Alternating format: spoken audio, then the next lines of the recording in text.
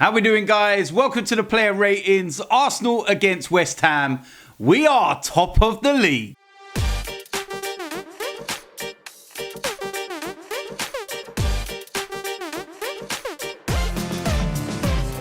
So, of course, this is the player ratings. Arsenal against West Ham. And I am very, very happy with that result. The performance itself, there were some moments in there that, you know, gets your heart racing, shall we say. But overall, coming back from the World Cup break, that is a very, very good result. When you look at the other, results that went about yesterday, Spurs dropping points. And I know some people will sit there and you have your banter and stuff about Spurs, they're nowhere near us and this, that and the other. You've always got to be careful. You've always got to, keep bridging that gap, making it further and further. And what we've done now with them dropping points is we've moved 10 points clear of Spurs. And we've still got a game in hand on them as well. Liverpool won. You cannot write them off. I don't think they're going to be anywhere near the Premier League title. But they are a side that's going to be in the mix for that top four. And they are a dangerous side, despite their problems this season. So again, being able to create that kind of space is always nice. Newcastle, they are having an unbelievable season and, very comfortable win for them. And it put a little bit of pressure on us going into that game. But we knew as well that winning it would create that gap with Newcastle by 7 points. And it would also mean we still have a game in hand. And of course, we do play Newcastle in a couple of weeks' time. So again, that adds a different dimension to the game because you get that bit of pressure. Then you look at Manchester City, and of course, they are the team that everybody will be looking at. They are the team that everybody's saying you've got to beat to win the Premier League. A victory in this game against West Ham means you move 8 points clear of Manchester City. Now, they don't play until tomorrow. But again, it's mindset, it's the pressure. You do your job and then say, over to you guys. Go and do your job now. So Manchester City will have to go into that game away to Leeds with the mindset that Newcastle have won, Arsenal have won. They cannot afford to keep dropping points. So it's going to, pull it all onto them. And that's the thing. And I'm looking at it and I'm saying big points. The home games in particular, you have to be dispatching teams like West Ham United. With all due respect to them, they're not a great side. They're in the position they're in for a reason. And it's not just this season, it's 2022 as a whole. They've been really, really poor, to be fair. And I don't think that they came to the Emirates with any kind of game plan to win the match. I think they came there to try and nullify us, to, frustrate us. And conceding the goal actually plays into their hands because they then have something to, hold on to. And I think in the first half, although we dominated the possession and we didn't play really bad, we were just lacking a bit of intensity, a bit of cutting edge, a bit of, directness. And so, some of that is probably understandable because of coming back from the World Cup. You're trying to find your rhythm and everything else. But in the second half, we just blew them apart. And, 3 goals in the space of 16 minutes. And, you need some luck as well.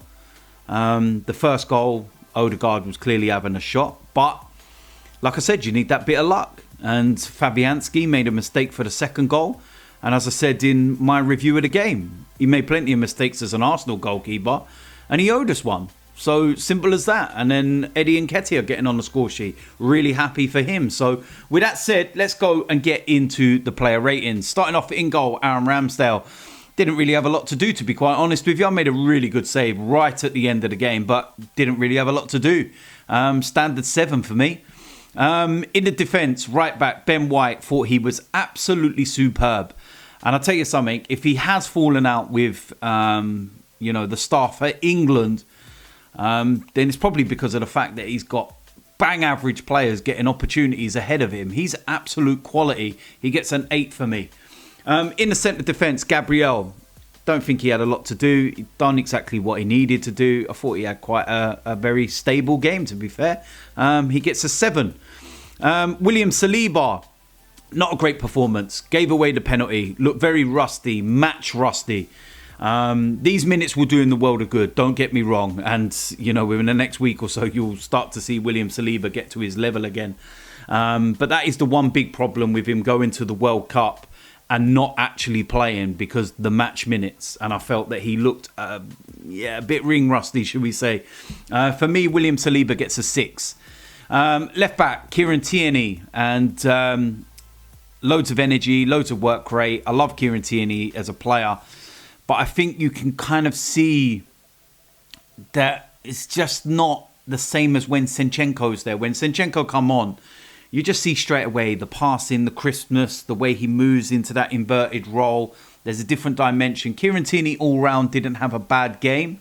I thought it was a pretty straightforward game. Pretty, I'll give him a 7, to be fair. I think it was an okay game. I'm not going to go right down, in terms of William Saliba, because Saliba I thought was not great and he gave away the penalty. So I'm not going to put Tierney on that level. I think it was just a standard performance. In the midfield, Thomas Partey, first of all, he just conducts everything, does exactly what's needed, does all the simple stuff, does the ugly stuff. And it's as simple as that. Without Thomas Partey, we'd be a completely different side, and it's simple. He gets a 7 for me. Alongside him, Granit Xhaka. Again, the partnership that he's built with Thomas Partey, superb. And I can't really say much more than that. He gets a 7 as well.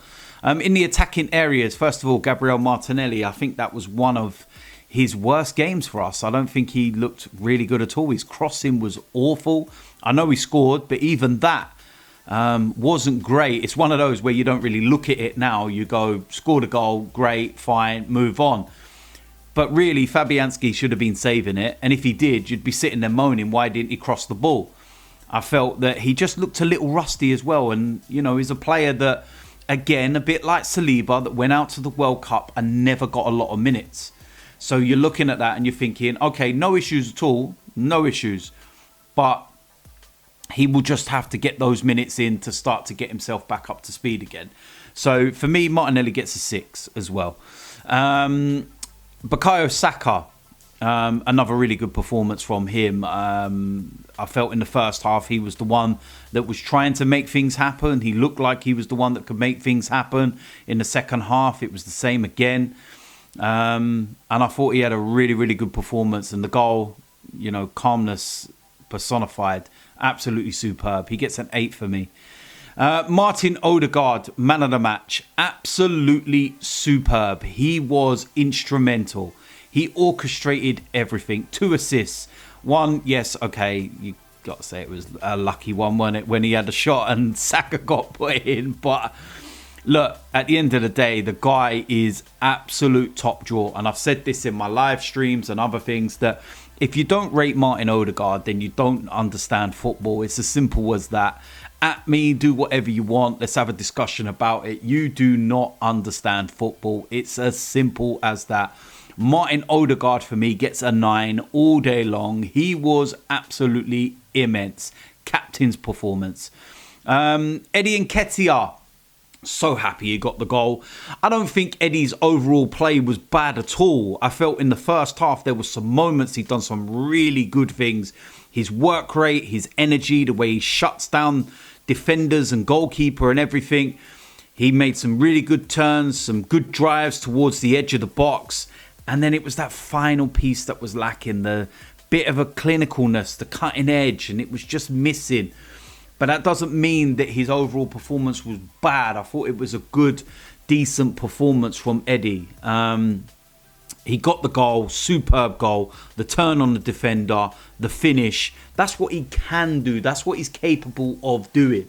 I'm not going to go too excessively high with the marks or anything. I think it was a solid 7, I would say. I think it will do him the world of good. I was really happy that he got that goal. And hopefully, moving forward, he will actually be able to produce. And I said this as well, that Arsenal paid a lot of faith in Eddie Nketiah. Give him the number 14 shirt, 100 grand a week and everything else. Now, Eddie Nketiah needs to repay the faith to the club and say to them, you know what, thank you for the 14, thank you for the 100 grand. This is why I'm worth that, you know. And all we can do right now is back him, support him. Whether you agree that he's the right man or not is not the discussion. It's about the performance. So, yeah, pretty solid all round. Substitutes weren't on long enough, so I'm not going to mark them. Manager, Mikel Arteta, he gets an 8 for me. Set up the team perfectly. Wasn't an issue, but a manager sometimes has to go and earn their wage, shall we say, at half time. Sometimes it's not working. Sometimes you need to do something and change it. And he obviously did, because we came out a completely different side in the second half. And it's not a coincidence. We've done it multiple times this season where we come out a completely different side, rejuvenated, the energy and everything else. And you look at that, and that comes from Mikel Arteta. And 3 goals in the space of 16 minutes, became very comfortable. We could have scored more if we wanted to, but we didn't. So Mikel Arteta, he gets an 8. So there we go. That is it for the player ratings. As usual, let me know in the comment section what you think. Do you agree or disagree? If you disagree, what ones would you change and why? Listen, loads of content. Like I said, there was the watch along yesterday. I done my review after the game. That's going to be a common feature throughout the course of the season. Not watch alongs all the time, but the reviews of games, the previews of games, the player ratings. There's going to be podcasts, there's going to be fan cams. I'm getting so much involved. So yeah, thank you to every single one of you that are watching. If you're new around here, like I always say, hit the subscribe button, smash a like on this video, and I will see you lot soon. I'm out of here.